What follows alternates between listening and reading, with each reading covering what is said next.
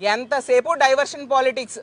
అప్పుడేమో పాలనా వైఫల్యం కాబట్టి ఇందులో స్వామివారిని వెంకటేశ్వర స్వామిని తీసుకొచ్చేసి లడ్డూలో కల్తీ జరిగిందంటూ తప్పుడు ప్రచారం చేశారు. ఎందుకంటే ఇచ్చిన హామీలు ఏ ఒక్కటి అమలు చేయలేదు.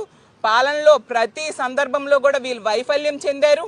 ఈ రాష్ట్ర ప్రజలకి ముఖ్యంగా మహిళలకి రక్షణ ఇవ్వని పరిస్థితిలో వీళ్ళు ఉన్నారు కాబట్టి ప్రజల్లో తీవ్రమైన వ్యతిరేకత వచ్చింది. దాని నుంచి డైవర్ట్ చేయడానికి ఈ వెంకటేశ్వర స్వామి లడ్డూలో కల్తీ ఉందని తప్పుడు ప్రచారం చేశారు. ఇప్పుడు సభలో చర్చకు వాళ్ళే భయపడి పారిపోతూ ఉన్నారు కాబట్టి రాష్ట్ర ప్రజలందరూ గమనిస్తూ ఉన్నారు. తెలుగుదేశం పార్టీ వాళ్ళు ఈరోజు చర్చకు భయపడి పారిపోతూ ఉన్నారు. అలాగే తీసుకుంటే ఈ తిరుపతి లడ్డూకు వాడి నెయ్యి ద్వారా వీళ్ళు వాళ్ళ సొంత సంస్థ అయిన హెరిటేజ్కి లబ్ధి చేకూర్చుకున్నారు అనే విషయం ఈ రాష్ట్ర ప్రజలకు అందరికీ అర్థమైంది. కాబట్టి ఈరోజు కొత్తగా ఇలాంటి డైవర్షన్ పాలిటిక్స్లో భాగంగా స్వామివారి గురించి కామెంట్స్ చేయడం, మేమేదో చేశామనేసి వీళ్ళేమో ప్రచారం ప్రారంభించారు. మీకు ఒకటే ఫోటో చూపిస్తూ ఉన్నాను.